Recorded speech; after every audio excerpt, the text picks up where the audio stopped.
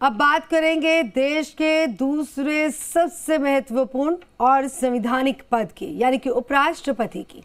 उपराष्ट्रपति पद के लिए चुनाव है और देश के 14वें उपराष्ट्रपति के चुनाव के लिए वोट डाले जाएंगे। आज ही वोटों की गिनती भी कर दी जाएगी। इन चुनावों में एनडीए ने जगदीप धनखड़ को अपना उम्मीदवार बनाया, जबकि विपक्ष ने मार्गरेट अल्वा को मैदान में उतारा।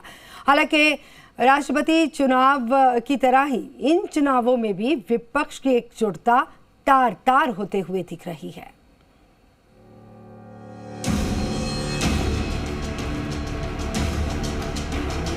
राष्ट्रपति चुनावों के बाद एक बार फिर एक और सियासी मैदान सरकार और विपक्ष की ताकत का अखाड़ा बनने जा रहा है। जी हां, देश के उपराष्ट्रपति का चुनाव, जिसमें एक बार फिर विपक्ष और सरकार एक दूसरे को अपनी ताकत दिखाएंगे। इन चुनावों के लिए सुबह 10 बजे वोटिंग शुरू होगी। कुल 788 वोट डाले जा सकते हैं।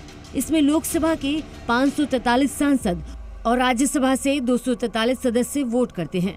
राज्यसभा सदस्यों में 12 मनोनीत सांसद भी हैं। उपराष्ट्रपति का चुनाव बैलेट पेपर के जरिए होता है। सांसदों को अपनी पसंद के आधार पर प्राथमिकता तय करनी होती है।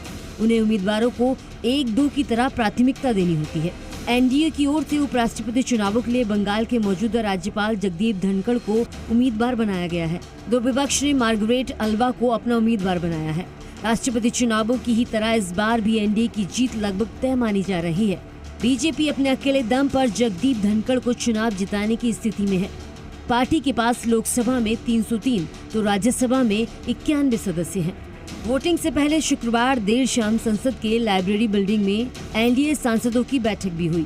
बैठक में बीजेपी अध्यक्ष जेपी नड्डा, गृह मंत्री अमित शाह समेत तमाम बड़े नेता शामिल हुए।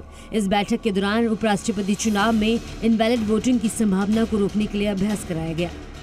राष्ट्रपति द्रौपदी मुर्मू की ही तरह जगदीप धनखड़ को उम्मीदवार बनाया जाना बीजेपी का मास्टर स्ट्रोक माना जा रहा है। धनखड़ राजस्थान के रहने वाले हैं, किसान परिवार से हैं और जाट समुदाय से आते हैं। मोदी सरकार के खिलाफ किसान आंदोलन में जाट किसान भी बड़ी तादाद में शामिल थे। इसके अलावा राजस्थान, पंजाब, हरियाणा और पश्चिमी उत्तर प्रदेश में जाट वोटरों और किसानों की संख्या अच्छी खासी है। कई निर्वाचन क्षेत्रों में जाट वोटर निर्णायक भूमिका निभाते हैं। राजस्थान में तो अगले साल विधानसभा चुनाव भी है। गौर करने वाली बात यह है कि धनखड़ की उम्मीदवारी का ऐलान करते हुए बीजेपी अध्यक्ष जेपी नड्डा ने भी उन्हें किसान पुत्र कहकर संबोधित किया। राष्ट्रपति चुनावों की ही तरह इन चुनावों में भी विपक्ष एक बार फिर अलग थलग नजर आ रहा है। टीएमसी कांग्रेस ने मतदान से दूर रहने की घोषणा कर दी है और इस बीच ममता बनर्जी ने शुक्रवार देर शाम प्रधानमंत्री नरेंद्र मोदी से मुलाकात भी कर ली। उधर मायावती ने भी जगदीप धनखड़ को अपना समर्थन देने का ऐलान कर दिया है। उपराष्ट्रपति चुनावों में भी विपक्ष की ताकत एनडीए और बीजेपी के सामने लगभग खत्म सी नजर आ रही है। अगर राष्ट्रपति चुनाव 2024 की जीत का रास्ता था, तो क्या उपराष्ट्रपति चुनाव उस जीत की मोहर होगा?